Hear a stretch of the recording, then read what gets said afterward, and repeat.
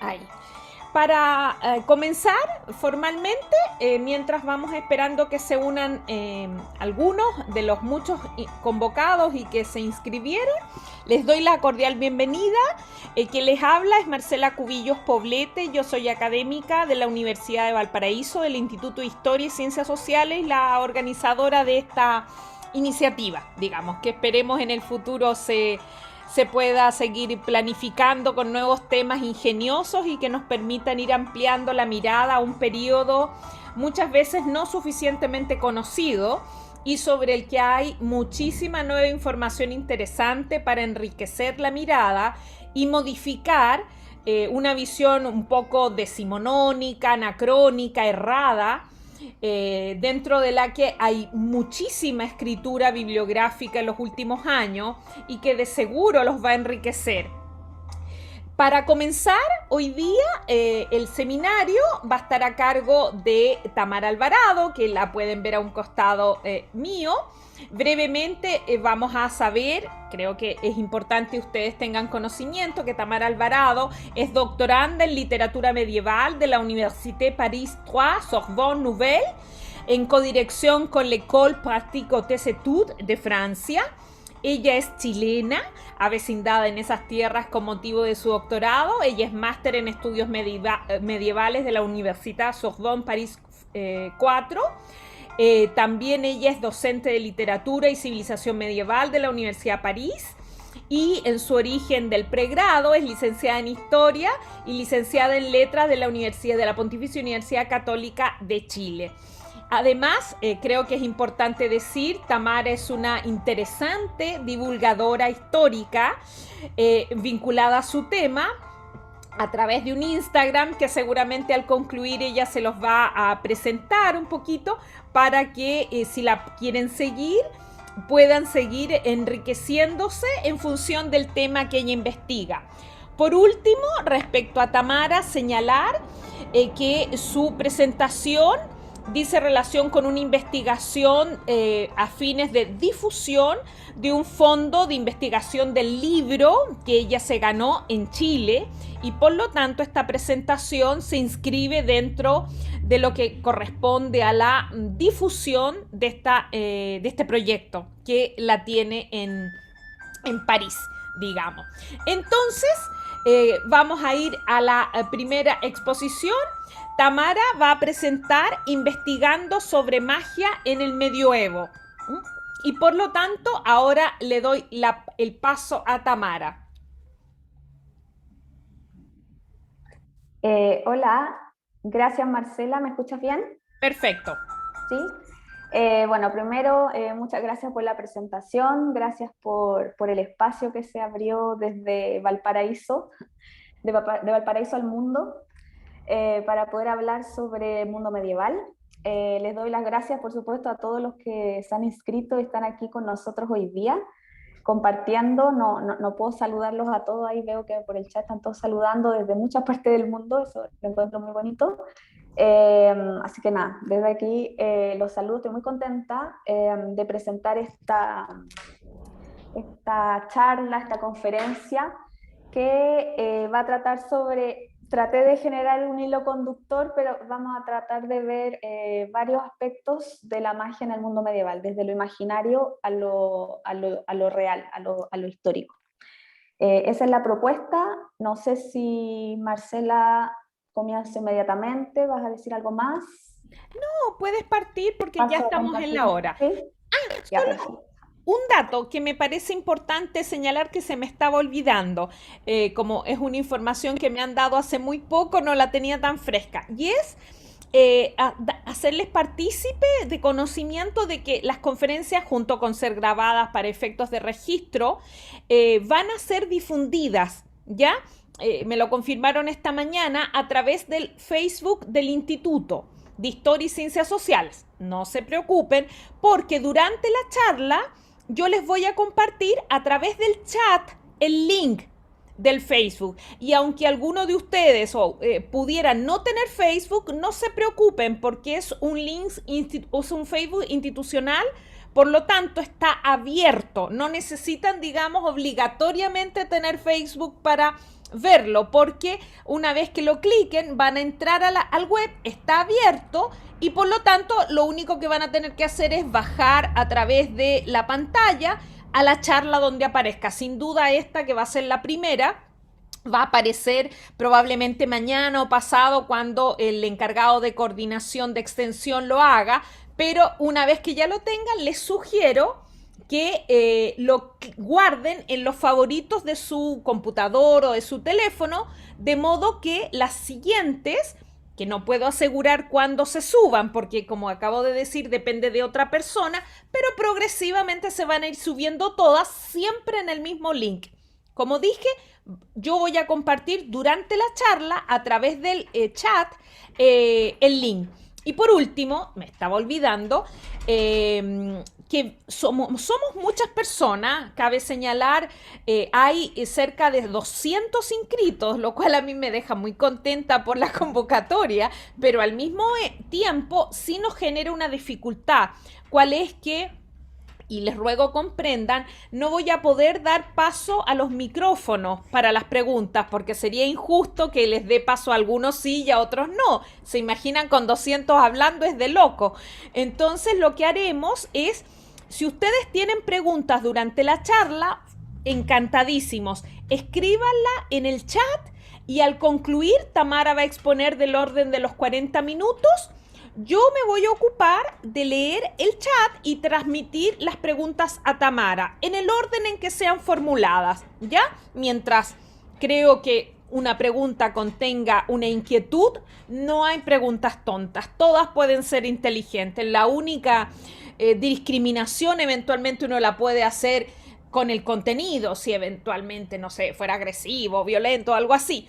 Pero de lo contrario, cualquier pregunta es bienvenida y los insto a tenerlo presente para apenas concluya, yo voy a leer las preguntas y de esa manera cerraríamos la actividad de hoy, la sesión de hoy, con unos 15 minutos aproximadamente de preguntas y diálogo. ¿Ya?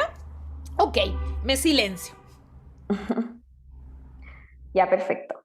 Bueno, los que quieran acompañarme con la cámara prendida, pueden hacerlo. Siempre es más agradable ver gente, ver caras, reacciones. El micrófono apagado, por supuesto, pero la cámara, quien quiera acompañarme con la cámara, es bienvenido, para que yo no me sienta tan sola aquí hablando.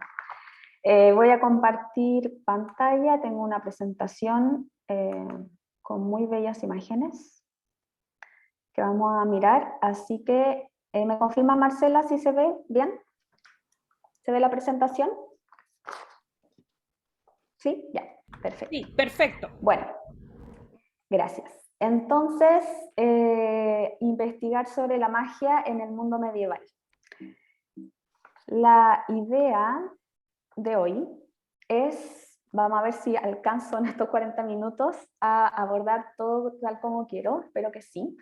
La idea es comprender, vamos a hacer este recorrido. Primero ver el lugar que tiene la magia en el pensamiento medieval, ya en la cosmovisión medieval. Vamos a pasar luego rápidamente a ver representaciones literarias de la magia, cómo es que ésta se representa en el texto y en las imágenes que acompañan estos textos. Y a partir de esto me voy a centrar en dos temas que me parecen interesantes, que pueden ser interesantes para un gran público, que son los roles de género y la magia en el mundo medieval, y luego la relación entre magia y ciencia medieval. Ese es el recorrido que les propongo para hoy día. Entonces, para comenzar, ¿no?, a comprender el lugar que ocupa la magia en el mundo medieval, lo primero a tener en cuenta es que el pensamiento mágico, como el religioso y el científico, se van a elaborar y se van a reelaborar en cada sociedad y en distintas culturas, de hecho en distintas etapas de una misma cultura. Es decir, que el pensamiento mágico, religioso y científico habitan en todas las sociedades y lo han habitado a lo largo de toda la historia, no es particular del mundo medieval. Y en ese sentido, cada sociedad y en cada momento de su historia, esta sociedad crea o establece lo que define como lo real, ¿no? Y va a ser en oposición a eso que se establece como lo real que se va a definir lo que va a ser fantástico o imaginario. De esta manera es importante, ¿por qué explico esto? Porque es importante ya desprendernos de estos prejuicios de creer que el mundo contemporáneo, nuestro mundo, no tuviera un concepto de lo real y no tuviera, por tanto, un concepto de lo mágico, lo fantástico, como posibilidades, ¿no? Y en cambio que en el mundo medieval eran todos muy ingenuos y por eso creían en cosas que en realidad no existen. No, por el contrario, cada época define lo que es lo real y cada época, por tanto, en oposición va a definir el universo de lo fantástico, de lo sobrenatural. Entonces es importante no juzgar con nuestro concepto de lo real lo que en otras épocas del pasado se ha juzgado y se ha concebido como lo real y por lo tanto como lo fantástico. ¿Ya? Esa es una primera premisa que hay que señalar. El límite entonces entre qué es lo real y qué es lo fantástico es un límite móvil y siempre se mueve gracias a situaciones externas, digamos por decirlo así, externas al pensamiento mismo. Los avances científicos van a hacer que cambien, se movilice este límite entre lo real y lo sobrenatural, avances científicos, desarrollo intelectual, temas políticos, sociales, etcétera, ¿no? Es toda la historia de una cultura que se entreteje al momento de construir esta idea de lo real y por ende de lo fantástico. Entonces, voy a pasar acá. ¿Qué tenemos para el mundo medieval? En el mundo medieval, que es cristiano, estoy hablando del mundo medieval del occidente medieval, la Europa occidental, lo que tenemos es una concepción de mundo de base, ¿no? Hay una afirmación que va a ser la base para todo el desarrollo científico, pensamiento religioso, pensamiento político incluso, social, etc. ¿Cuál es esta base? Es que el mundo, desde lo más pequeñito a lo más grande, ¿no? La creación, el universo en su conjunto, es creado por una sola voluntad, que sería la voluntad divina, ¿no? Del Dios cristiano. Y el hecho de que exista esta creación como conjunto, creada por una sola voluntad, hace que este mundo, este cosmos, este universo, sea muy coherente, ¿no? Incluso incluso en lo que a los seres humanos les puede parecer un poco incoherente o extraño, va a tener una explicación siempre, porque todo fue hecho por voluntad divina, ¿no? Esa es la base sobre la cual se va a construir el pensamiento medieval en general, digo yo, global. Insisto, político, religioso, científico, etcétera, ¿no? Artístico. Entonces, el mundo, el universo es creado por una sola voluntad divina. Esta voluntad divina va a crear, y esto es importante para lo que vamos a ver hacia el final, crea todos los elementos que construyen el mundo. Desde el mundo antiguo se creía, se postulaba que el mundo estaba creado a partir de 4 elementos, ¿no? La tierra, el agua, el aire y el fuego. A partir de estos 4 elementos, todo el cosmos está conectado porque todo el cosmos goza de alguna forma de esta composición, ¿no? De estos 4 elementos, en distintos grados evidentemente, pero todo el universo goza de esta base, ¿no? Marcela, ¿me confirmas que se escucha bien? ¿Se entiende bien? Que tengo acá un aviso de que tenía internet inestable, pero bueno.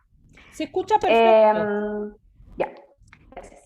Entonces, acá les muestro simplemente una imagen de muchos libros comienzan en el mundo medieval mostrando esta idea de cómo Dios crea el mundo, ¿no?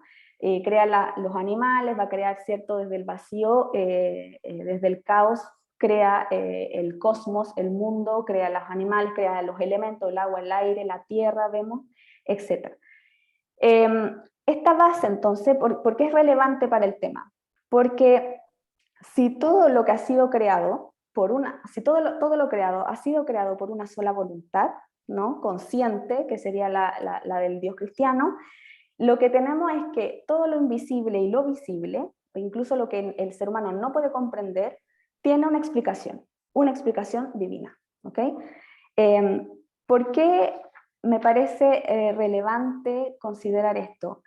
Porque incluso para el pensamiento medieval, todo eso que no es cristiano, por ejemplo, las tierras lejanas del mundo oriental, las creencias paganas del mundo germánico, del mundo celta, los textos antiguos grecolatinos que se conservan en el mundo medieval, que son también de naturaleza pagana, todo eso que diríamos nosotros no forma parte del mundo cristiano, es anterior al mundo medieval o no es parte del mundo conocido del mundo medieval, aún así, al interior del sistema de pensamiento medieval va a ser explicado en términos cristianos. O sea, quéralo o no, el paganismo va a ser explicado en términos cristianos igual.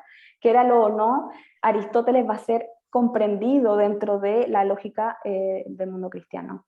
Quiéralo o no, el mundo oriental, con su diversidad muy alejada, digamos, a veces de lo que era el occidente, va a ser entendida, va a ser vista, va a ser explicada en términos cristianos, ¿ya?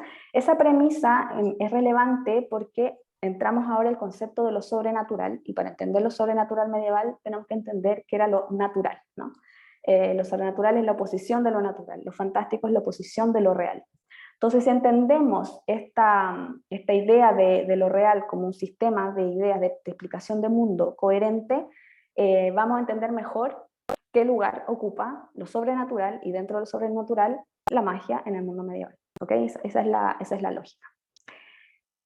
Por ejemplo, ¿qué pasa cuando el pensamiento cristiano medieval se enfrenta a textos o a creencias populares, por ejemplo, que cohabitaban en el mundo medieval, creencias anteriores, paganas, por ejemplo, el mundo celta o del mundo grecolatino, incluso, que también era pagano?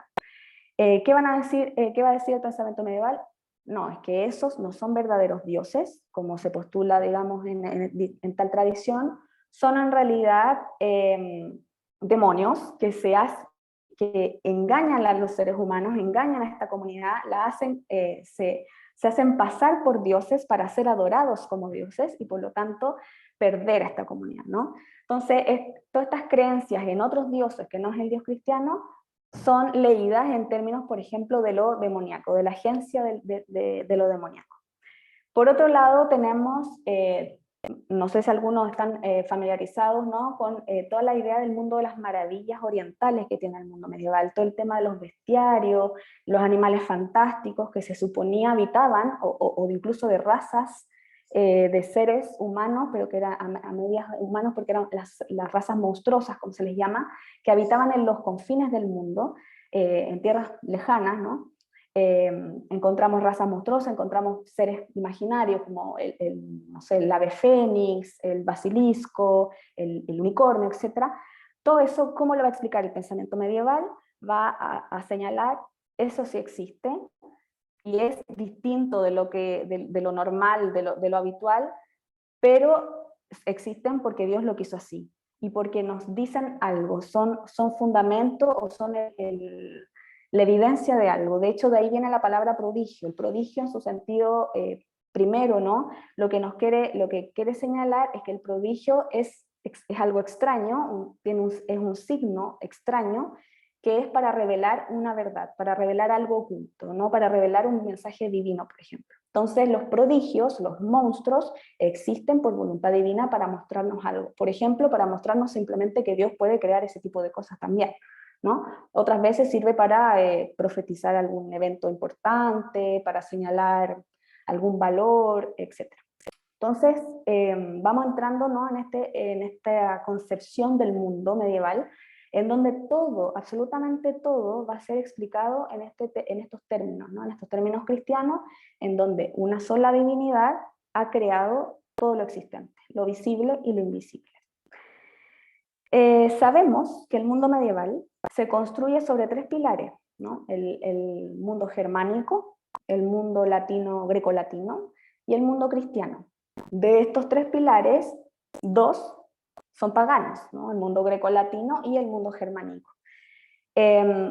Gracias a esta cosmovisión, a esta idea, ¿no?, de esta divinidad que lo ha creado todo, que es el sistema de explicación de mundo que va a proponer el mundo medieval, tenemos entonces que esta diversidad pagana de textos, intelectuales, etc., se reescribe, se resignifica, y es gracias a eso, de hecho, que tenemos que el Renacimiento, de hecho, después puede rescatar textos del mundo antiguo, porque pasaron primero por el mundo medieval, se conservaron muchos textos, se avanza en las ciencias que había dejado el mundo antiguo ya establecido, digamos, por ejemplo, la geografía, la astronomía, las matemáticas, la filosofía, etc. Todo eso continúa trabajándose en el mundo medieval, pero insisto, desde esta nueva óptica, ¿no?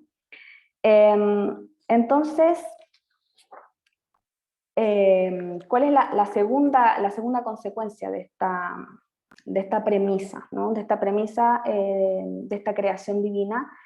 Es que lo real, por lo tanto, en lo real, en la concepción que se tiene en el mundo medieval de lo real, lo sobrenatural forma parte. No es como para nosotros, que nosotros con el pensamiento cartesiano, los conceptos sobre la realidad científica, nos es muy difícil creer, por ejemplo, a no ser de que seamos un creyente, pero nos es muy difícil, por ejemplo, creer en un milagro, o nos es muy difícil creer en un fantasma, ¿no? Que te aparece un fantasma, porque eso ha sido desplazado desde el siglo XVII, siglo XVIII, con mucha fuerza, ha ido desplazándose el pensamiento religioso y el pensamiento mágico de la posibilidad de lo real, ¿no? Porque tenemos premisas bien claras nosotros sobre lo que sería lo real hoy. El mundo medieval, como les decía, la premisa de base de lo real es que es una creación divina. Por lo tanto, lo sagrado y las expresiones de lo sobrenatural sagrado son parte de la realidad. No hay un problema, no hay una contradicción entre, por ejemplo, un milagro y un hecho, ¿no? Un hecho histórico. Los dos se están leyendo al mismo nivel, ¿no? Bajo el mismo régimen de verdad, como se llama. Eso es muy importante porque muchas veces lectores no atentos, por decirlo así, lectores de textos medievales, leen, por ejemplo, en un texto historiográfico, una crónica, una historia de un reino, que el historiador del momento está contando un evento, una guerra, y entre medio mezcla con que apareció la Virgen para ayudar al ejército, o apareció un milagro, apareció un santo para guiar al ejército, y lo mezcla, ¿no? Está en la misma trama y como al mismo nivel que la continuidad del relato de la guerra, de la batalla, etc. Entonces el lector no atento a esto dice, pero es que estos tipos eran tontos, pero ¿cómo se les ocurre pensar que se le apareció la Virgen? ¿Por qué es que creen en esto? Etcétera. Esa visión es porque estamos traspasando nuestro concepto de lo real a una época en donde su concepto de lo real es completamente distinto. La explicación de lo sobrenatural es parte de lo real, se manifiesta, lo sobrenatural es una manifestación de la voluntad divina o demoníaca, ahí vamos a ver las diferencias, pero es una manifestación como tal, ¿no? Y es parte del mundo creado, así como Dios puede crear leones, Dios puede crear unicornios, así como Dios ha podido crear, no sé, los astros, los planetas. Dios puede manifestarse a través de un santo que habla, a través de un objeto que vuela, para decir algo, ¿no? Para señalar algo. Entonces, esas nociones de base que yo les digo, que es más bien de carácter incluso de filosofía, es necesario tenerlas cuando vamos a entrar a investigar temas, por ejemplo, como el de la magia en el mundo medieval. Ahora, una vez dicho esto, ¿no? ¿Qué es lo sobrenatural en el mundo medieval, ¿no? ¿Cuál es su lugar? El mundo medieval no tiene sus propios conceptos, y yo prefiero utilizar los conceptos medievales que superponer conceptos del mundo moderno, ¿ok? ¿Cuáles son estos tres conceptos? Primero, el milagro. Voy a pasar acá la diapositiva. El milagro, el miraculum, esto se conceptualiza en latín primero, por eso está ahí en latín. El miraculum es el milagro, es toda manifestación sobrenatural que viene de Dios, ¿no? Directamente o cuasi directamente, porque o es Dios mismo que se manifiesta, o puede ser un intermediario, como puede ser un santo, una reliquia, o algún hombre de fe, algún ermitaño que de alguna manera habla a través, ¿no? Dios habla a través de un clérigo, por ejemplo, un ermita, etc. Entonces tenemos la dimensión del miraculum, del milagro. Ahí yo puse una miniatura de dentro de un román, donde el Santo Grial, que sería esta reliquia que es ficción, pero tomó mucho vuelo, el Santo Grial cura a un rey, milagrosamente, ¿no? Entonces se manifiesta ahí, ¿cierto? El Grial, ahí vemos el signo, tiene una cruz arriba, y un ángel, además que lo está portando, nos señala entonces esta dimensión de lo milagroso. Ese es el sobrenatural sagrado, divino. Luego tenemos otro concepto que abarca muchísimo, realmente requiere una conferencia solo, el tema de la mirabilia, ¿ya? Es lo maravilloso, la dimensión de lo maravilloso, que en latín sería la mirabilia, que realmente lo abarca todo eso que es sobrenatural, que no es divino, pero no necesariamente demoníaco, ¿ok? ¿Qué entra aquí? En la mirabilia, por ejemplo, entran las tierras orientales.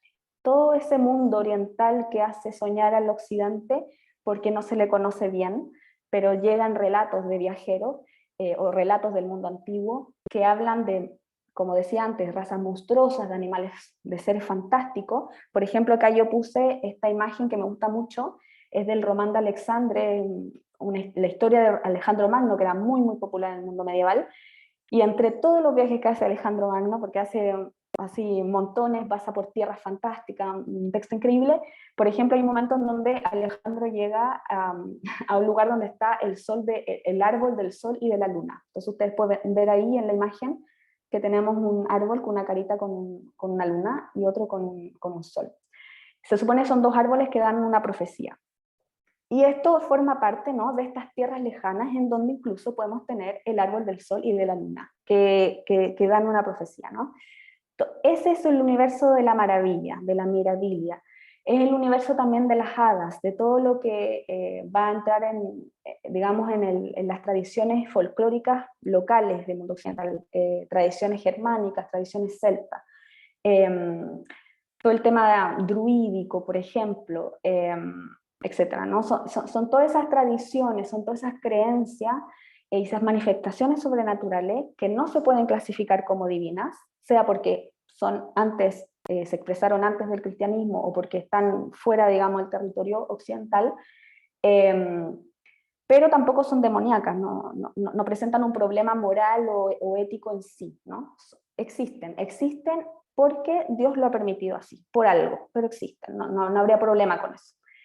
Ese sería entonces, por ejemplo, la mirabilidad. Y el tercer lugar, y ahí entramos a nuestro tema de hoy, la magia, que en latín se clasificaba como el magicus. La magia es, durante buena parte del mundo medieval, para el pensamiento medieval, es un actuar artificial, es una disciplina artificial, no es natural, ¿ya? Pero ahí vamos a ver que eso va a cambiar. No es natural, es artificial, y de acuerdo al pensamiento de Agustín de Hipona, que va a liderar, digamos, el pensamiento durante varios siglos, para él lo mágico es lo demoníaco, ¿ok? Es la manifestación de lo demoníaco.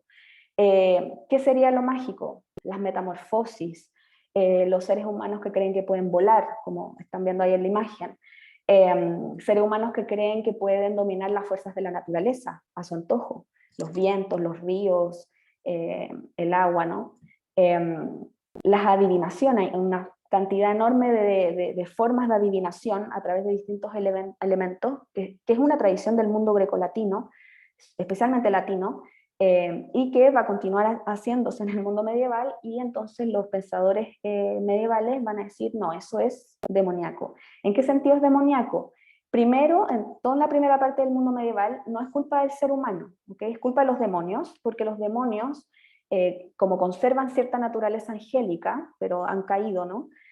Como conservan cierta naturaleza sagrada, tienen ciertos poderes, pero nunca equiparables a la capacidad de Dios para crear. Entonces, ¿qué es lo que puede hacer el demonio? Solo ilusiones. El demonio no puede cambiar la naturaleza de las cosas, no puede cambiar la esencia de las cosas, pero sí puede cambiar la apariencia de las cosas. Y es a través de esa ilusión con la apariencia que entonces los demonios inducirían a estas personas, hombres y mujeres, que creían que podían metamorfosearse, que podían dominar la naturaleza, básicamente que para nosotros diríamos podían hacer magia, ¿no? Entonces la magia es concebida como una ilusión demoníaca, no es una realidad, no es una creación directa en la naturaleza o en el mundo, es una creación demoníaca. Eso para graficarles, más o menos, pero haya quedado claro, si no ahí pueden escribir preguntas. Estos son los tres conceptos que en el mundo medieval se van a trabajar efectivamente, o sea, con los que se van a nombrar para mencionar lo sobrenatural, para hablar de lo sobrenatural, ¿no? Pero insisto, estos tres conceptos hablan de lo sobrenatural, pero son concebidos dentro de lo real, ¿ok? Son concebidos como parte de la explicación del mundo, ¿no? El mundo se puede entender bajo estas lógicas. A veces pasa un fenómeno extraño y lo primero que el hombre medieval y la mujer medieval van a hacer es preguntarse no si es verdad o no lo que pasó, lo primero que se preguntan es de dónde viene. Viene de Dios, entonces es un milagro, viene de los demonios, entonces es mágico, o en último término, es un prodigio, es una maravilla. Entonces hay que interpretarlo. Pero esa es la pregunta, digamos, epistemológica que se hace el hombre medieval, la mujer medieval. Eso es muy importante tenerlo en cuenta. No se preguntan primero si el fenómeno es real o no. Eso lo hacemos nosotros, ¿no? Está en nuestro concepto de vida preguntarnos si eso es real o no. Para el mundo medieval es eso de dónde viene. Eso es lo fundamental, porque dependiendo de dónde viene, yo me preocupo o interpreto, ¿no? Los eventos. Eso, ahora, me gustaría graficar este paso del mundo del pensamiento más pagano, antiguo, al mundo medieval a través de una historia que me gusta mucho contar además, que es la historia de Merlín. El nacimiento, la concepción, el nacimiento de Merlín. Me imagino que varios, si no lo conocen, me imagino que lo conocen por lo menos de nombre. El mago Merlín es un personaje que es del mundo medieval, él surge en el mundo medieval, pero tiene distintas tradiciones, ¿no? Hasta el siglo XI, hasta el siglo XII, va a haber una doble vertiente. Por un lado hay una vertiente que es popular, que vendría del mundo celta y tiene su propio corpus de leyendas, en el que no me voy a detener ahora por tiempo. Pero viene también una tradición que es latina, y por lo tanto es letrada. Hay un historiador que se llama Geoffrey de Monmouth, que está mal decir que es un historiador en realidad, pero es un intelectual de su época, hombre de iglesia además. Geoffrey de Monmouth escribe la historia de los reyes de Bretaña, por eso que le llama historiador, porque él escribe la historia del mundo bretón en latín. Es un personaje que tiene una formación clásica, por lo tanto los modelos que va a seguir no son estrictamente cristianos, son modelos latinos, de hecho, latinos y griegos. Y entre la historia que él cuenta sobre los reyes de Bretaña, va a contar que hay un rey que se llama el rey Vortigern, que tiene el problema de que está construyendo una torre y la torre cuando llega a cierto nivel se cae. No sabe qué hacer y le pregunta a los sabios magos de la corte. Y estos sabios magos no entienden lo que pasa, tratan de comprenderlo mirando los astros, como haciendo interpretaciones que no se nos especifica bien de qué tipo. Y lo único que entienden es que la causa de la caída de la torre los va a matar a ellos, ¿no?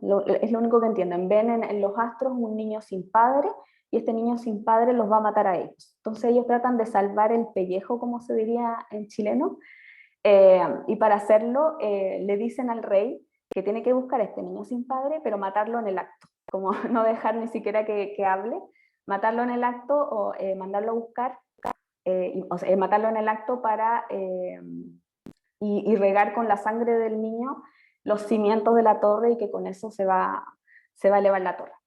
Vortigern envía a sus mensajeros por todo el reino a buscar a este niño sin padre, se le encuentra, el niño adivina rápidamente de qué se trata el tema y le dice a los mensajeros por qué lo están buscando. Él se antecede, ¿no? Porque él es capaz de adivinarlo todo, y entonces los mensajeros quedan muy sorprendidos de que este niño supiera de antemano por qué lo van a ir a buscar, entonces lo llevan a la corte de todas formas y no lo matan, para que él hable directamente con el rey.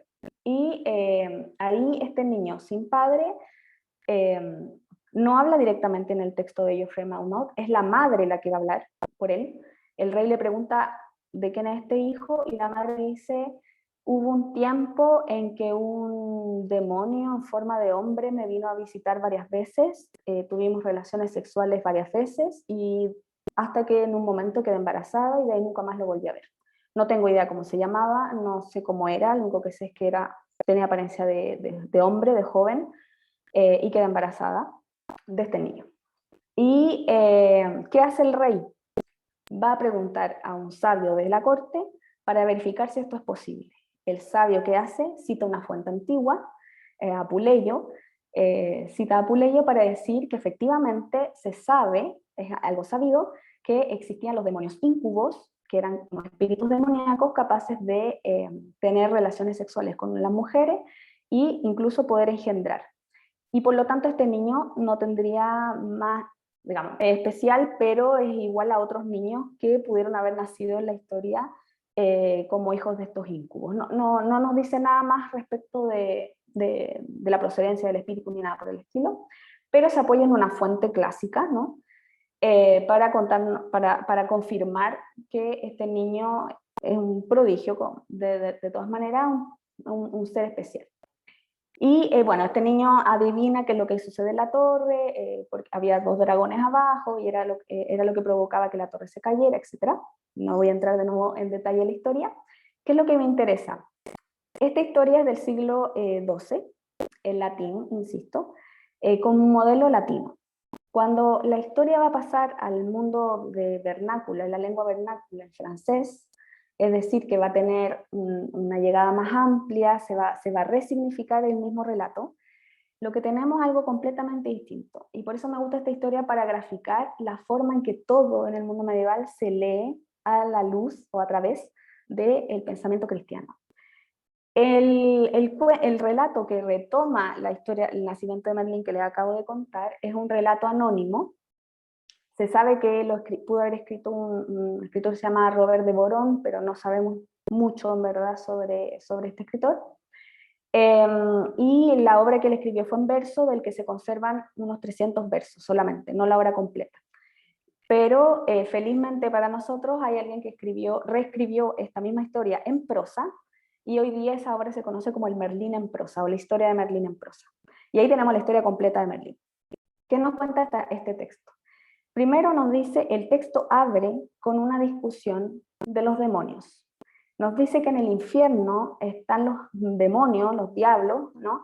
Muy enojados, porque desde que Cristo bajó Cristo llegó a la tierra, ¿no? Hizo su sacrificio divino, y llevó la gracia a la humanidad completa, hizo que el infierno se vaciara, porque ya no hay pecadores, ¿no? Pues ya la gente está toda perdonada, digamos, por Dios. Entonces los demonios están muy enojados porque el infierno está vacío, y lo que quieren es conseguir atraer nuevas almas, ¿no? Nuevas almas humanas al infierno. Los demonios están discutiendo, y lo que vemos en la primera parte de la imagen, abajo, al lado abajo izquierda, vemos, ¿cierto?, este consejo de demonios conversando. Uno de ellos dice, lo que más nos ha hecho daño a nosotros son los profetas, que se refiere a los apóstoles y a los profetas, ¿no?, que andaban evangelizando por todo el mundo, y por eso es que a ellos han perdido almas. Lo que nos dice entonces es que estos demonios deciden entonces crear su propio profeta, para de alguna manera contrarrestar a los profetas cristianos, y convencer a la gente de que llegue a, digamos, que cometa pecados y así se llene el infierno nuevamente. ¿Quién va a ser este profeta? Merlín. Los demonios lo que le van a conceder es el poder de conocer el pasado, todo lo que se ha dicho y lo que ha ocurrido, y de esta manera convencer a los seres humanos de hacer cosas pecaminosas, ¿no?, para ir al infierno. ¿Qué nos dice el texto? El narrador de la historia: Dios sabía perfectamente lo que los demonios estaban haciendo y los dejó hacer, ¿no? Decidió dejar que Merlín fuera procreado, decidió permitir que él tuviera el conocimiento del pasado, pero además Dios le dio el poder de conocer el futuro. Y con eso el personaje va a tener un conocimiento omnisciente, absoluto, al igual que Dios, de hecho, y de acuerdo a lo que dice el narrador, Merlín, con este conocimiento absoluto, va a poder decidir si quiere usar el poder para el bien o para el mal.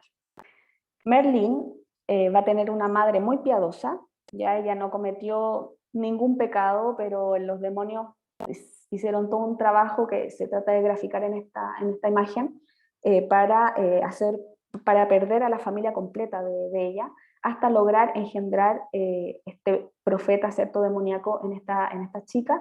Pero la chica siempre fue muy cristiana, nunca cayó en ninguna tentación demoníaca, y por lo tanto, de acuerdo a las palabras del mismo Merlín, él dice que él conoció la fe cristiana en el vientre de su madre, ¿no? Entonces, como conoció la fe cristiana de esa forma, él decidió que todo su poder lo iba a utilizar para el bien, ¿no?, para ayudar al rey Arturo, y de ahí viene todo el tema de por qué Merlín es el mago del rey Arturo. El tema es que la historia de Merlín de partida nos da un personaje muy ambiguo, porque es demoníaco y divino al mismo tiempo, y al mismo tiempo es de un origen celta, la misma figura, ¿no? Es una figura que se toma del mundo del folclore local, celta, pagano. Se le adjudica o se crea una historia con él con tradición clásica, antigua, Y luego se pasa por el sedazo, digamos, de lo cristiano para explicarlo en esta lógica cristiana en donde, ok, lo crearon los demonios, pero con plena voluntad de Dios, ¿no? Y bueno, de ahí la historia de Merlín, vamos a volver a algunos episodios de su historia, pero ¿qué es lo importante entonces? Que el personaje del mago, como va a ser heredado ya desde el siglo XII en adelante para el mundo medieval, es un personaje efectivamente ambiguo, ¿no? De origen demoníaco, efectivamente, pero que no por ello menos divino, que goza de poderes, Merlín va a gozar del poder de la metamorfosis, porque el demonio goza de poderes de la metamorfosis, entonces lo hereda de su padre, por decirlo así. Merlín va a poder dominar los elementos de la naturaleza, puede transportarse de un lugar a otro de forma instantánea. Por supuesto que tiene el don de la profecía, pues conoce todo lo que va a suceder, y tiene la capacidad de crear ilusiones, ¿no? Distintas ilusiones para distintos fines. Todo eso está dentro como lógica, como consecuencia de esta doble naturaleza, divina y demoníaca. Es una historia entonces que nos muestra la forma en que el pensamiento medieval trata de explicar, ¿no? Una figura que era muy extraña en todo caso en la historia de Geoffrey Monmouth, que se hace muy popular además, porque la obra de Geoffrey Monmouth era como, hay que imaginarlo que es como un bestseller de la época, entonces es una figura muy popular, y una vez que se traspasa las lenguas vernáculas al francés, después va a haber traducciones al inglés, al español, al italiano, etc., se explica, ¿no?, bajo esta lógica de la doble paternidad demoníaca divina del personaje. Vemos entonces cómo se integran estos elementos en esta figura. Voy a volver a Merlín, como les digo, en un ratito. Ahora, entremos de llano ya a las representaciones literarias, ¿no? Merlín ya es una representación literaria en sí misma, una muy importante, pero la literatura nos muestra además varias formas, ¿no?, de representar la magia. Es una fuente muy rica en donde se pueden oír de alguna forma las voces, las distintas voces que hay en torno a la magia en el mundo medieval. A través de la voz de un demonio, escuchamos la voz de las brujas o hechiceras, pues es mejor decir, las voces del mago, las voces de personajes que han sido víctimas de un sortilegio, de un hechizo, personas que han sido beneficiadas por la magia. Escuchamos las voces del narrador, que a veces juzga el uso de la magia y otras veces la felicita, la propone, ¿no? Entonces, en el texto literario escuchamos voces, vemos el debate que se va dando a lo largo de los siglos medievales en torno al uso de la magia, al uso y al mal uso, al origen, a los objetivos, a los medios, ¿no? El texto nos muestra como formas en que se entiende la magia en el mundo medieval. Ahora, para entrar nuevamente en quiero mostrarles otra representación. Les voy a contar otra historia que es mucho menos conocida, que es un texto que se llama El cementerio peligroso, en francés medieval del siglo XIII. Y aquí tenemos como personaje principal a Gawain, que es uno de los caballeros de la mesa redonda y es sobrino del rey Arturo. ¿Okay? Nos encontramos en la mitad de la noche, en un cementerio que está justo al lado de un imponente castillo, al que nuestro héroe, Gawain, no puede entrar. ¿Okay? Él viene persiguiendo hace varios días a un caballero para retarlo en un duelo. Este caballero entró al castillo, pero las puertas del castillo inmediatamente se cerraron. Entonces Gawain queda afuera y ya se va a hacer de noche. Él necesita, como todo caballero errante, buscar un lugar donde dormir. Durante los últimos días, además, hay que decir, lo ha ido acompañando es una suerte de burgués que, de hecho, era propietario de otro castillo, pero que quedaba más lejos, ¿no? Y entonces, bueno, Gawain llega, queda fuera del castillo, se va a oscurecer, y lo único que ve como lugar para pasar la noche es un cementerio que está justo a las afueras del castillo. Entonces decide pasar la noche ahí. Y cuando dice que esa es su decisión, este burgués que lo está acompañando se espanta y le dice, señor, ¿acaso no sabes que este es el cementerio peligroso, el lugar donde pretendes pasar la noche? Yo no hago más que prevenirte, no tomes mis palabras por cuentos. cuando viene el diablo durante la noche, ni 2, ni 3, ni 100 caballeros, ningún hombre de no importa qué condición, que pase aquí la noche, despierta vivo al día siguiente. Usted ha llegado a mal puerto, si prefiere no buscar otro lugar para dormir, pero si me quiere creer, yo lo recibiré muy bien en un castillo que me pertenece. Entonces la solución de este personaje es que se alejen mucho del castillo en el que están, digamos del lugar, para poder alojar. El problema es que Gawain no quiere, porque necesita atrapar al caballero que está dentro de este castillo, no quiere perderlo. Si se aleja demasiado lo va a perder al día siguiente. Entonces Gawain dice, y como buen héroe caballeresco, no me da miedo, no me importa si nadie ha salido vivo de este cementerio, yo voy a dormir en el cementerio. Obviamente que el otro personaje dice, yo no voy a ir con usted porque me da terror, y decide no ir. Entonces Gawain entra al cementerio. Se abre paso entre las tumbas, se acomoda en una, ¿no? Para intentar descansar, pero de un momento a otro la tierra bajo su cuerpo tiembla. La piedra que protege la tumba más cercana se eleva sola. Desde ahí emerge la figura fantasmagórica de una joven quien cuenta su historia al aterrorizado Gawain. Y eso es lo que estamos viendo en la imagen, ¿no? Tenemos a Gawain y a esta alma o mujer que surge sola, ¿no? Desde la tumba. Y ella le dice, señor caballero, mi padre tomó segunda mujer luego de la muerte de mi madre. Esta mujer estaba muy enamorada de él y pese a que era muy bella, siempre tuvo envidia de mí. Por magia y hechicería y por arte de engaños, logró hechizarme de forma que perdí todos mis sentidos. Loca iba de un lado a otro, sin saber qué era de mí misma. Sola comencé a errar por los caminos, hasta que encontré a un diablo con apariencia de hombre que me habló y me convenció. Bella, me dijo, de estos tormentos y de esta terrible prisión en la que por tanto tiempo has estado, yo te sacaré si aceptas quedarte conmigo. Yo deseaba mucho sanarme, dice ella, y accedí a que él hiciese su voluntad. Con mucho esfuerzo logró disolver los hechizos y me ayudó a montar en su caballo. Me trajo hasta aquí, y desde ese momento que yo habito sola en esta tumba, encerrada para siempre y condenada a recibirlo las noches que decida aparecer. Tenemos esta historia, ¿cierto?, de esta mujer que ha sido hechizada por su madrastra, que un diablo es el quien la salva, pero no la salva gratis, habría que decir. El diablo se la lleva, la guarda en esta tumba y la deja ahí prisionera, y de hecho, el texto dice explícitamente para las noches que él llega a abusar de ella sexualmente, ¿no? Entonces ella queda ahí como una suerte de esclava, prisionera sexual de un demonio. Pasa que justo esa noche, la noche en que está Gawain, es una de las noches en que este demonio va a volver al cementerio, y entonces Gawain se va a enfrentar a este demonio.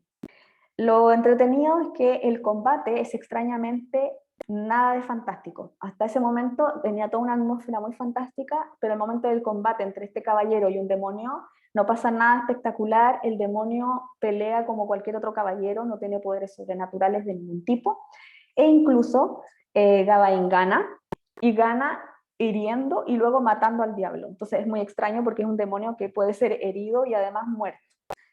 Al día siguiente, las personas del castillo, ¿no?, amanecen y salen y se enteran de la noticia de que Gawain ha destruido al demonio. Obviamente que están todos muy contentos. Entonces, con este episodio nos introducimos a varios aspectos, ¿no? Primero, esta idea de lo familiar, los motivos, ¿no? Tenemos motivos literarios que ya no son conocidos. Una doncella que tiene una madrastra que además es bruja, la doncella es prisionera, hay un príncipe o caballero que viene a rescatarla. Son todos ya, forman parte de los cuentos de hadas, ¿no? de lo que para nosotros es familiar en los cuentos de hadas. El relato medieval ya tiene esta base, y de hecho esta historia que se conoce como los relatos de la no muerta, por decirlo así, porque es un personaje que al final no está muerto, pero está medio vivo, medio muerto, porque vive en un cementerio. El mismo motivo aparece también en otros relatos, entonces es un tópico de la época también. Pero hay que insistir en esto, no es que el mundo medieval se crea ciegamente en episodios como esto, o en la capacidad que tenga la magia para actuar en el mundo. Hay duda, ¿no? Hay cuestionamiento. Y por ejemplo, en esta historia es muy notorio cómo el narrador se descarta del texto, se descarta de la narración, Y hace que todo este tema, todo este episodio fantástico no lo cuenta nunca él, lo cuentan los personajes, ¿no? Por ejemplo, lo cuenta la doncella, ella es la que cuenta, mi padre se casó con otra mujer, ella me hechizó, vino un diablo. La posibilidad de creerle al texto reside en que si le creemos o no al personaje. Incluso el saber si el cementerio efectivamente está embrujado o no, tampoco lo dice el narrador, lo dice el personaje que venía acompañando a Gawain, este burgués. Es él el que le dice, en este cementerio no sale nadie vivo, está embrujado, todos nos estén asustados, etc. Entonces el narrador cuida mucho de no decir que él aprueba esta historia o cuenta esta historia. Esa es una forma muy importante de comprender que el mundo medieval sí comprendía muy bien la ficción, ¿no? ¿Qué era la ficción? No todo lo que está en el texto contado como verdad en realidad es una verdad, es un juego retórico.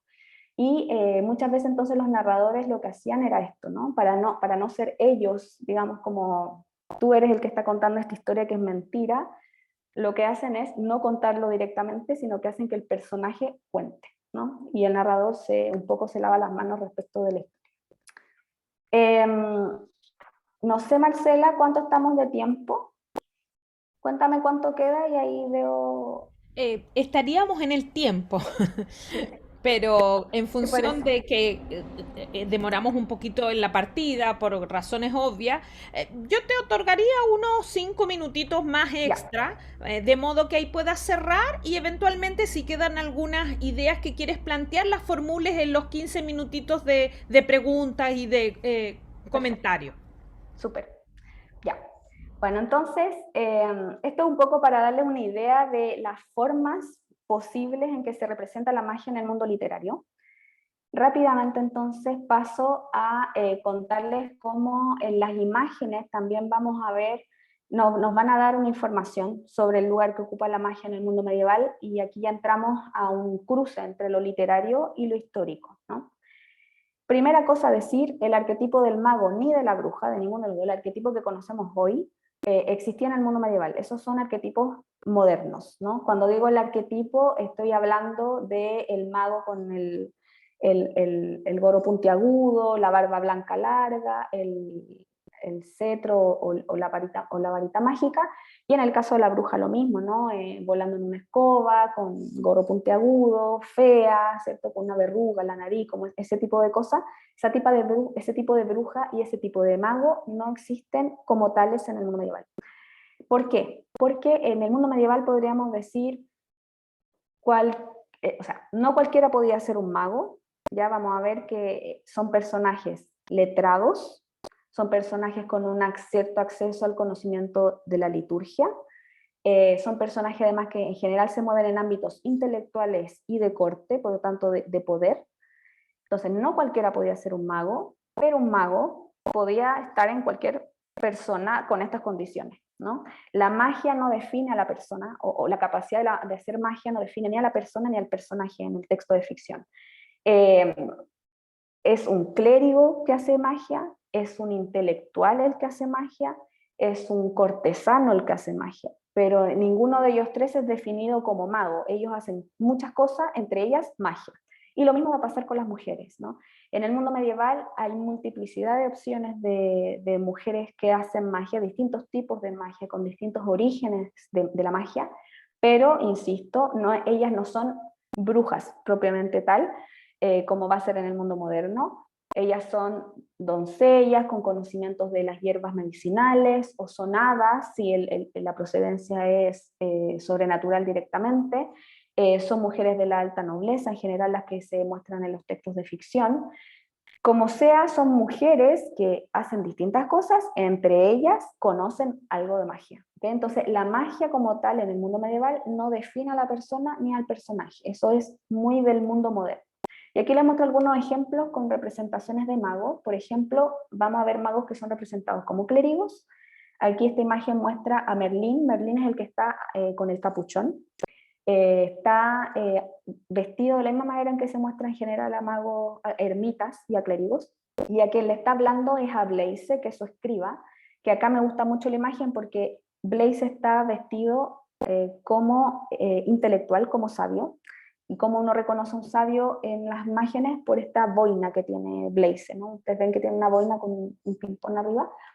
Eso es muy importante porque hay veces en que, por ejemplo, Merlín o otros magos como Estienne, este es Estienne, van a estar representados como sabios, es decir, con la boina, ¿no? con el gorrito aboinado, y no como clérigos, pero eso es variable de cada manuscrito a otro, aunque tengamos la misma historia. Por ejemplo, la historia de Merlín es una, la que les puedo contar, pero cada manuscrito varía la representación visual del personaje. A veces es un clérigo, a veces es un sabio que aparece, ¿cierto?, con la boina, y otras veces es un cortesano. Acá tenemos nuevamente a Merlín.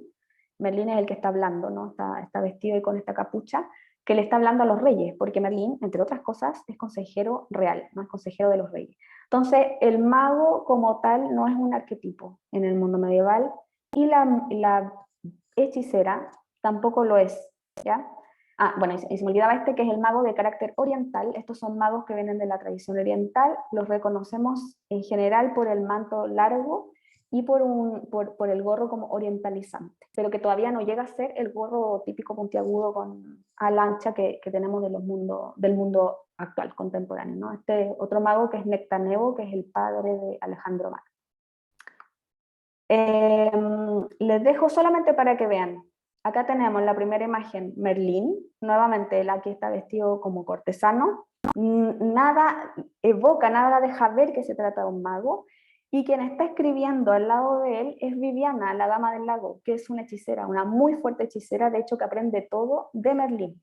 Viviana, la dama del lago, Viviana, es la discípula de Merlín, de hecho, y ella está aprendiendo magia, digamos, de Merlín. De hecho, la miniatura es muy bonita porque nos muestra a ella escribiendo, ¿no? Dándonos cuenta del rol que puede tener la mujer, por ejemplo, en relación a la magia y a los saberes, a las artes liberales.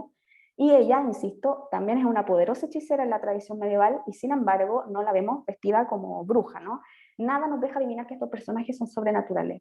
Y en la imagen de al lado simplemente la pongo porque es una escena del Lancelot. Lancelot está durmiendo, y según el texto lo que nos dice es que había la reina de Norgales, Morgana, que es una muy buena, muy gran hechicera también de la tradición medieval, y Sibila, que sería otra hechicera. Las tres se supone que son brujas en el texto, y de hecho van a lanzarle un hechizo a Lancelot para que se mantenga dormido, y se lo van a llevar prisionero las tres, eh, y quiero hacer notar bien esto, lo van a hacer para mantenerlo prisionero, y le dicen cuando lo despiertan, te puedes ir, o sea, te vas a poder ir, vas a ser libre solo si escoges a una de nosotras para disfrutar del placer sexual. Quiero que quede bien claro eso, para también mostrarnos cómo las mujeres en las tradiciones literarias eh, tienen a veces un empoderamiento que llama mucho la atención al lector moderno, que tiene prejuicios sobre el mundo medieval, ¿no? Que cree que es muy misógino, etc. Y es verdad, sí, pero los textos nos dejan una mayor diversidad de la que nosotros podríamos pensar. Y por ejemplo, acá tenemos estas tres mujeres que hacen magia, usan su magia para seducir hombres. ellas toman la iniciativa, ellas son las que deciden, ¿no? Entonces nos muestran unas mujeres muy empoderadas. Pero, nuevamente, si miramos la miniatura, nada de lo que vemos en ellas, exceptuando a la reina que tiene la corona para saber que es reina, nada nos deja ver que se trata de hechiceras, ¿no? Entonces lo sobrenatural no es una característica que defina al personaje, ¿no? El personaje puede hacer magia, pero porque puede hacer otras cosas, porque es clérigo o porque es sabio, un intelectual, y por lo tanto tiene acceso a libros, a la tradición de los textos mágicos, etc. Eso los dejo. Yo creo que ahí podemos redondear, si se puede, después con las preguntas, puede que haya preguntas. Perfecto, Tamara. Te pediría solo que dejaras de compartir para que así nos Ya, podamos ver todos sí. en igualdad, digamos. Ok, para los últimos que se han unido, vuelvo a pegar a través del chat la información relativa a lo que dije al comenzar, y considerando que hay varios que se han unido después y el chat solo lo leen las personas que están adentro, no el que está recién llegando.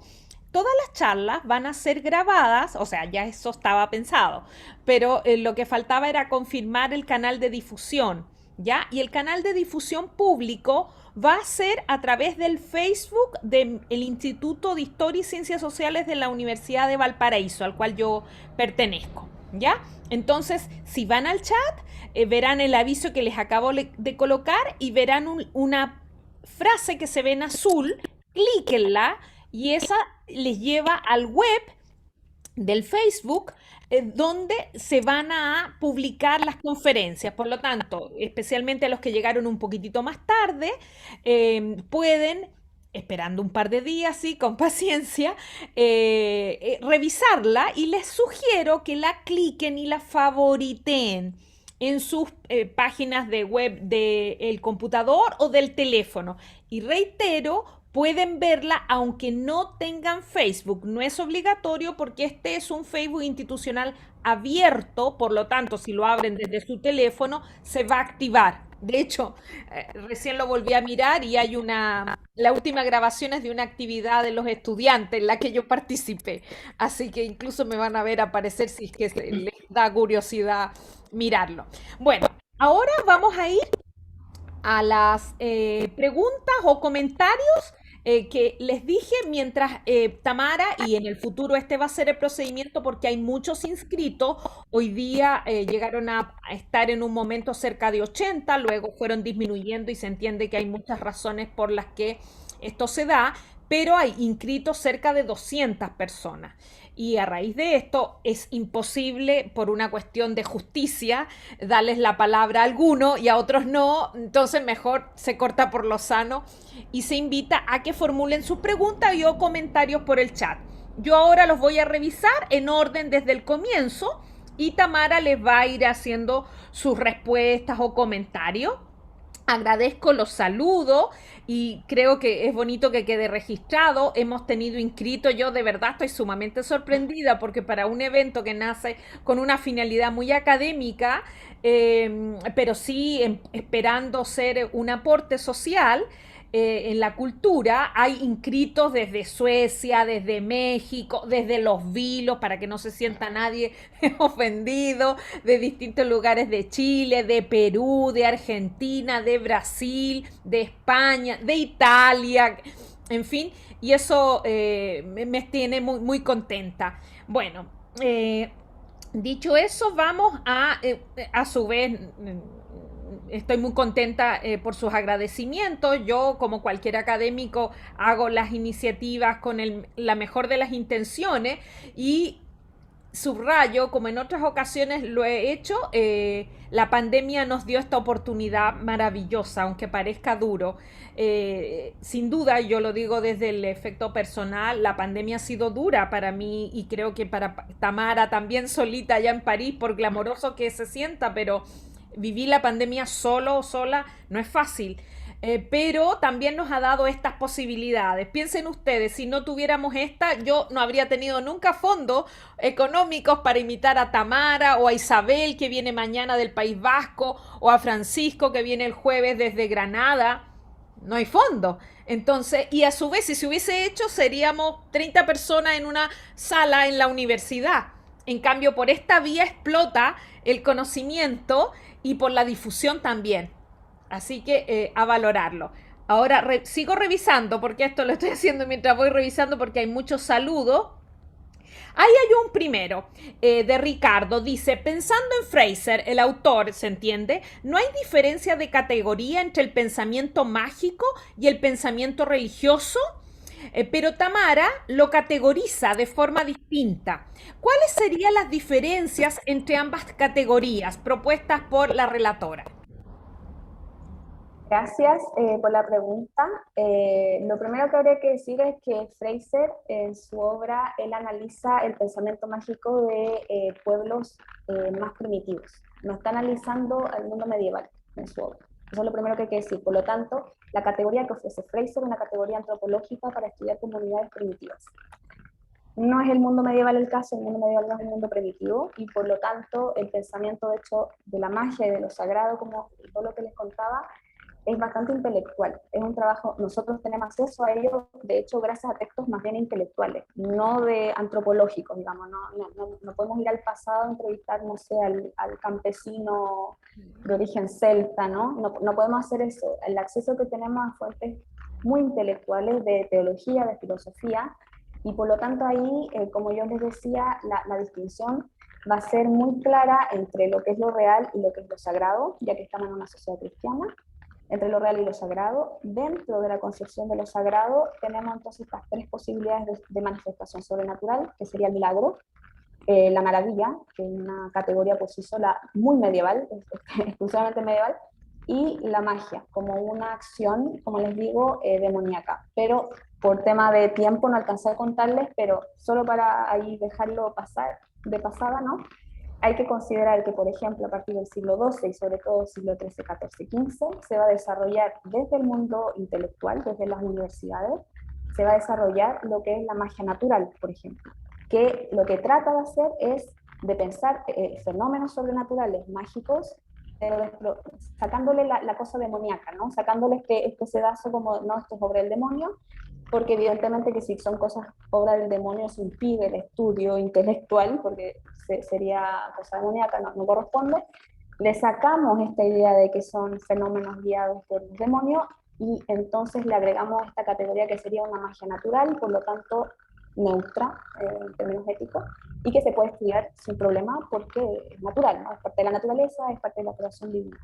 Entonces, la distinción entre pensamiento mágico y pensamiento religioso de Fraser no se aplica a la sociedad medieval. Es una categoría, son categorías para otro tipo de creencias. Eso es lo que Perfecto. rápidamente podría contestar. Y reflexionando en función de lo que dice Tamara y yo con la humildad, pero la propiedad que te da enseñar en la universidad, yo me atrevería a agregar, a propósito de lo que dijo Tamara, que es muy interesante, el distinguir que cuando nos acercamos a épocas tan remotas, en realidad es imposible hacer una mirada antropológica, porque como dice Tamara, la antropología requiere un contacto vivencial con los interlocutores que estamos estudiando. Lo que hace Tamara y lo que hacen muchos otros, ojo, por eso lo interesante de su ponencia es una investigación desde lo que podríamos llamar las ciencias históricas.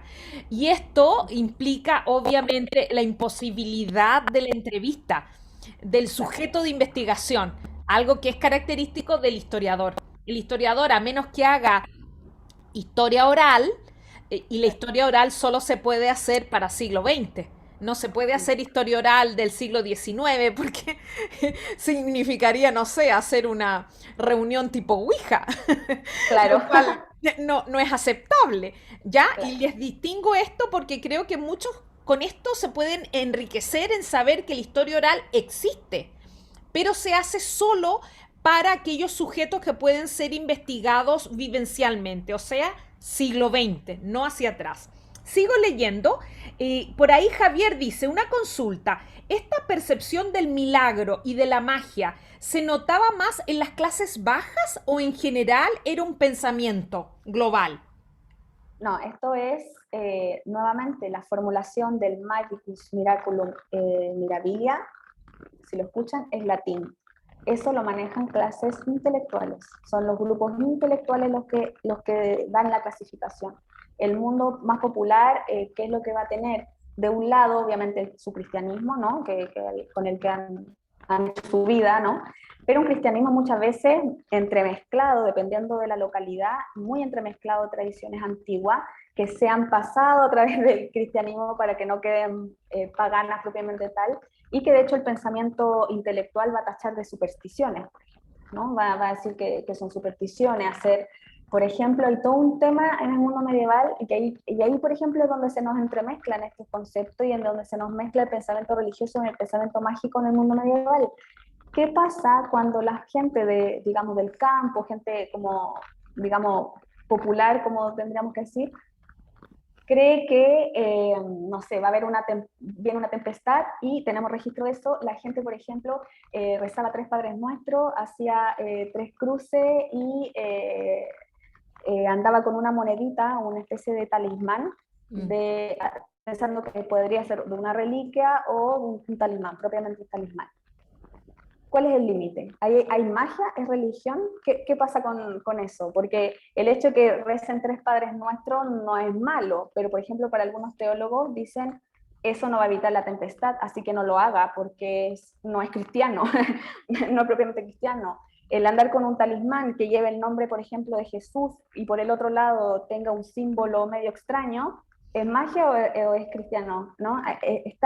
Y es porque precisamente durante el periodo hay una simbiosis constante, hay un diálogo constante entre estas posibilidades y muchas veces cosas así son condenadas por algunos intelectuales porque no son propiamente cristianas, están usando elementos cristianos de la liturgia cristiana para hacer cosas que uno diría más mágicas, propiamente mágicas, o de pensamiento mágico, ¿no?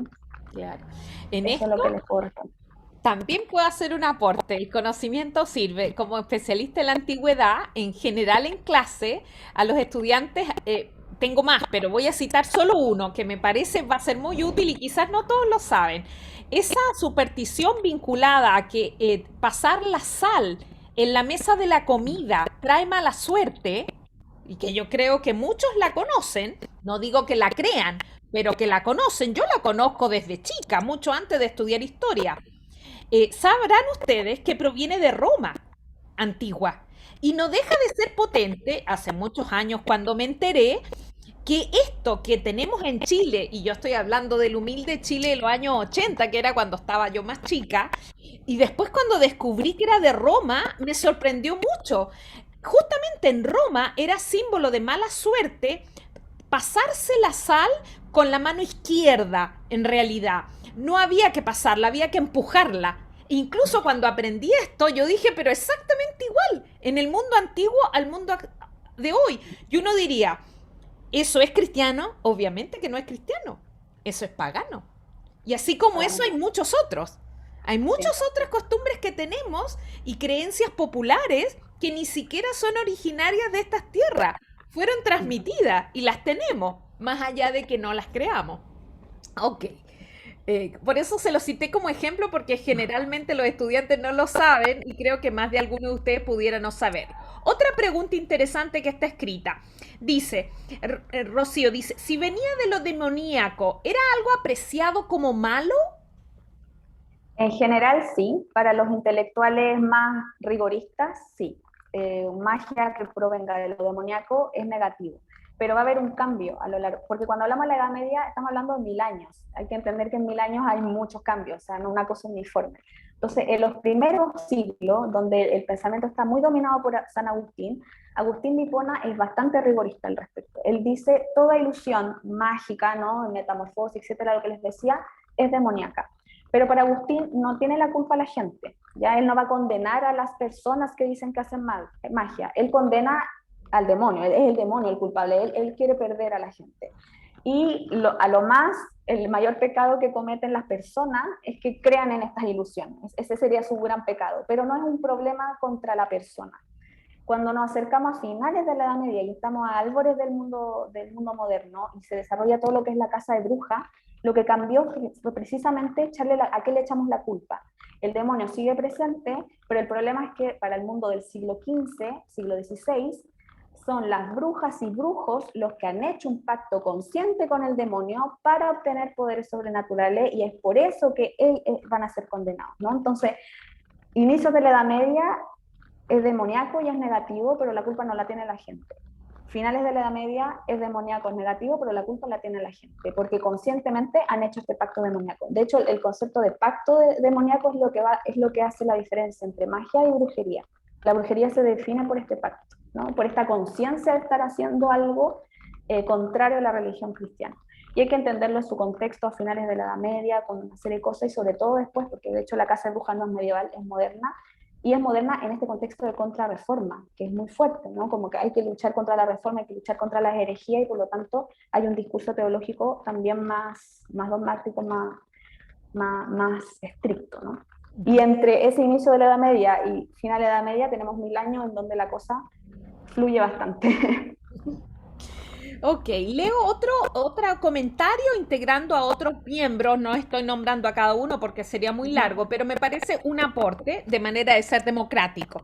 Aquí hay un comentario de una asistente, mujer. Dice, sin lugar a dudas, habría una diferencia entre la práctica de la magia blanca y la negra. ¿Podrías ampliar algo sobre la prédica de la iglesia en contra de esta última? Sobre todo entre sus clérigos, monjes.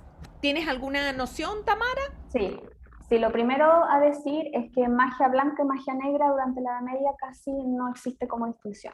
Eso es lo primero, porque insisto, esa distinción es moderna, es nuestra distinción. Para el mundo medieval, la magia o es una ilusión demoníaca, o es un milagro, o es una maravilla que viene del mundo férico, ¿no? Del mundo de las hadas, que hacia finales de la media se va a ir demonizando también.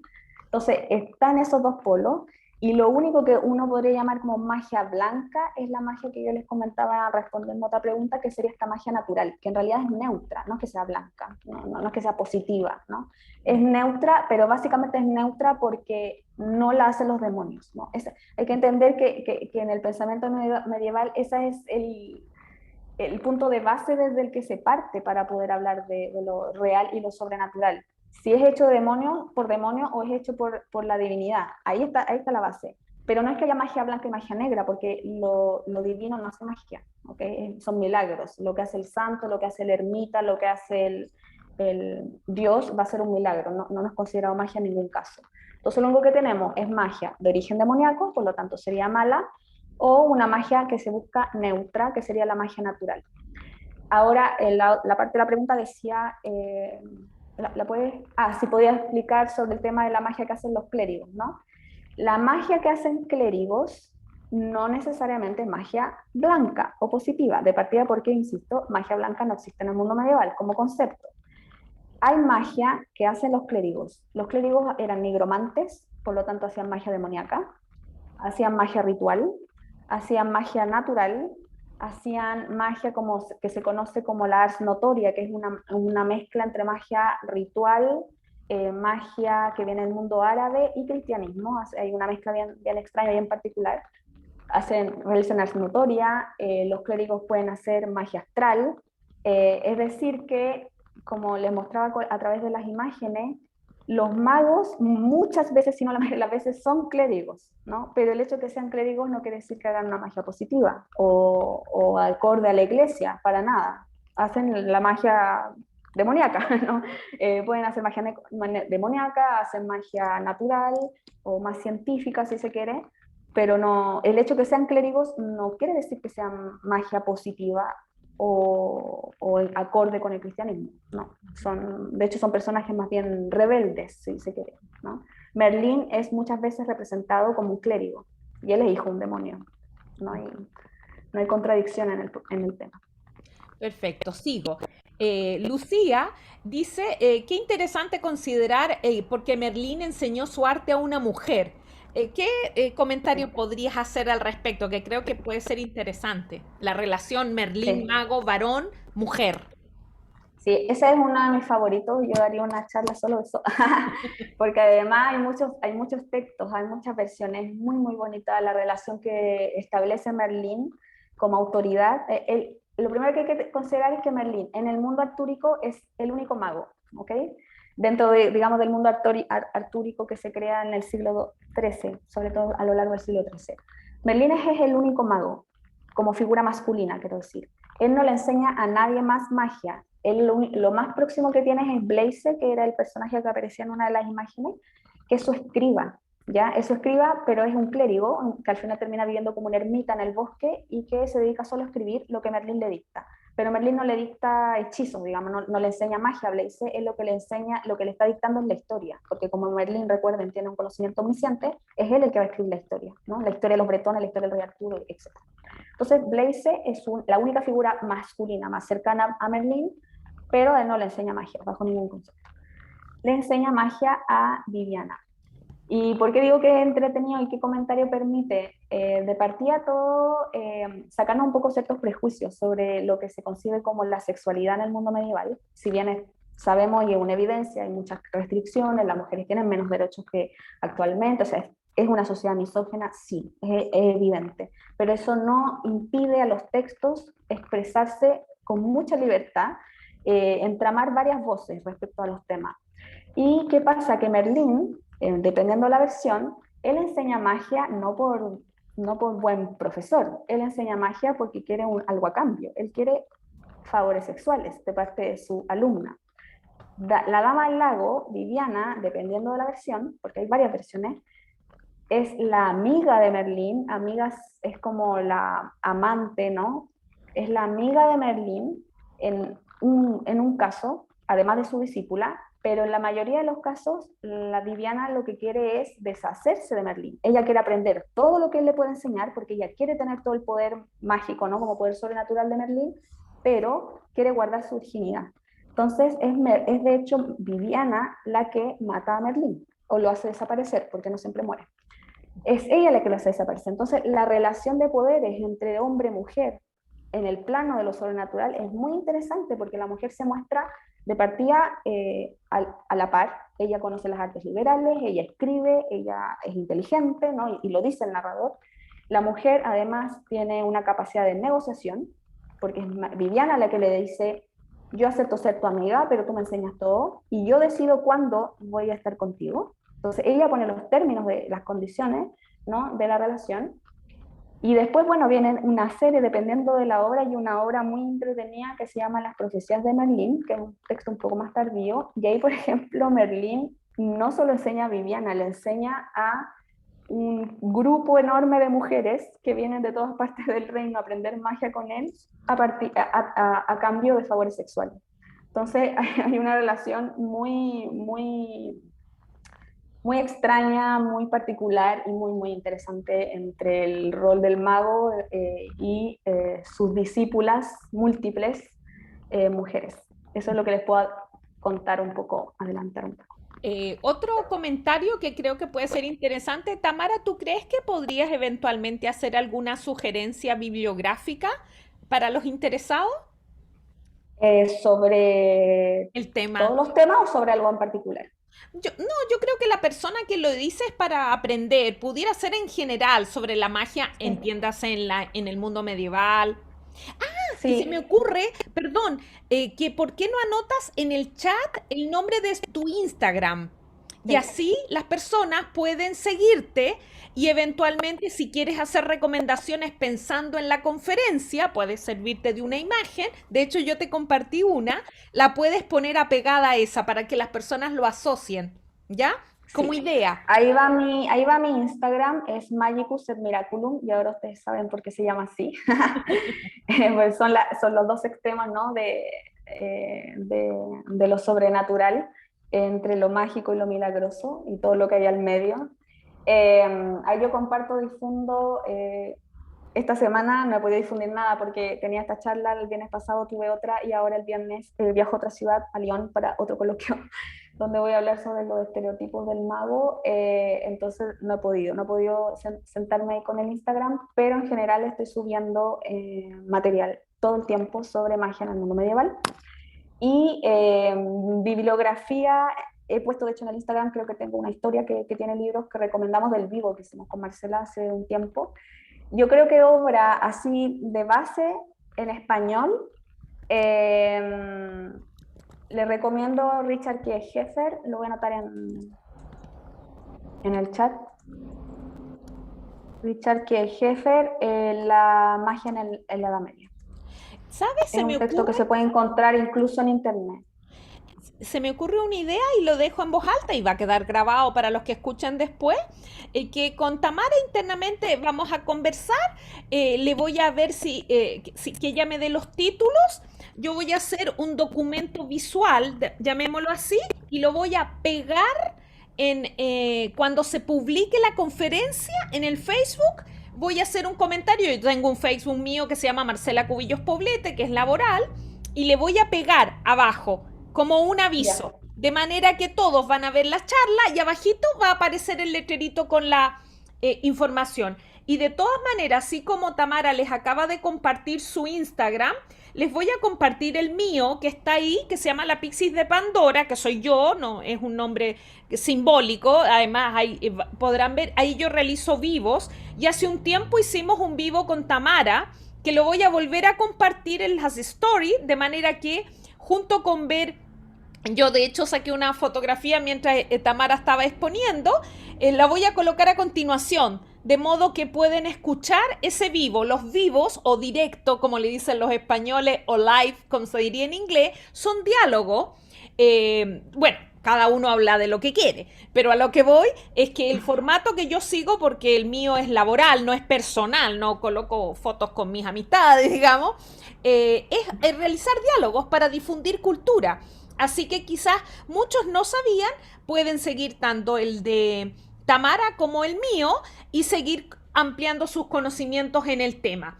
Y para concluir, porque ya son casi las 12 y no quiero abusar, yo no tendría ningún problema en quedarme todo el día, pero seamos prácticos, muchos tienen que hacer y se tienen que ir. Y voy a leer una de las últimas preguntas un poco al azar, intentando integrar a todos los demás. Eh, eh, mm, Aquí me parece que hay un comentario interesante. Dice Amira, hay que tener claro que igualmente, aunque los cristianos medievales criticaran las creencias y culturas ajenas, así como las ideas populares, no excluían en su propia construcción dichas creencias y referencias. Y esto es muy cierto. Sí, sí, de hecho yo creo que se ve reflejado precisamente en el uso que tiene la magia en el mundo medieval, porque de partida hay que pensar que todo el desarrollo de textos propiamente mágicos vienen del mundo árabe, vienen del mundo hebreo, del mundo griego antiguo. eh, Toda esta, por ejemplo, la misma historia de Merlín es un reciclado, una resignificación de tradiciones que eran del mundo celta, de un modelo latino. eh, o sea, sí, absolutamente. No, el tema de las hadas, por ejemplo, las hadas, que son creencias populares tradicionales europeas, se retoman en los relatos artúricos. No alcancé a mostrarles ahí la imagen, por ejemplo, de la hada Proserpina, que es una protagonista positiva, hay que decirlo, una protagonista positiva que hace magia porque es una hada, en un texto más tardío que se llama Artus de Bretaña. Y ahí está resignificada y es un hada y no hay ningún problema. No, no. Insisto, por eso es muy importante entender que, claro, de base se concibe a través todo del cristianismo, pero eso no quiere decir que se esté condenando todo el tiempo, ni mucho menos. Se resignifica a través del cristianismo y eso es lo que permitió al final integrar todos los saberes germánicos, grecolatinos, propiamente cristianos y después árabes, ¿no? Pues, es gracias precisamente a ese esfuerzo epistemológico, incluso de cómo me paro en el mundo y cómo voy a comprender el mundo para leerlo, para interpretarlo y resignificarlo. Ujú. Perfecto, muchísimas gracias, Tamara. Bueno, y con esto vamos a concluir. Si quedan muchas preguntas, los invito a que la sigan en el Instagram y ocasionalmente ahí podrán ir formulando las preguntas. Tal vez más adelante, en función de este tema, podamos realizar otra actividad y si los dioses nos ayudan, la podemos hacer pública. Con esto concluiríamos, reitero, a través del Facebook se va a difundir y les recuerdo, mañana nos reencontramos a las 10:30 con una nueva exposición para seguir enriqueciendo su mirada al mundo medieval y que al concluir este seminario ustedes se den cuenta que en realidad la Edad Media fue una época fantástica y lo que no significa idealizarla, porque evidentemente errores, eh, barbaridades también se cometieron, pero fue una época mucho más luminosa y estimulante de lo que uno pudiera pensar, por sobre los aspectos negativos que sin duda también se dan. Entonces nos vemos mañana. Mil gracias, Tamara, y hasta mañana. Chao a todos y todas. Gracias, Que estén gracias muy a bien. todos. Chao. Chao.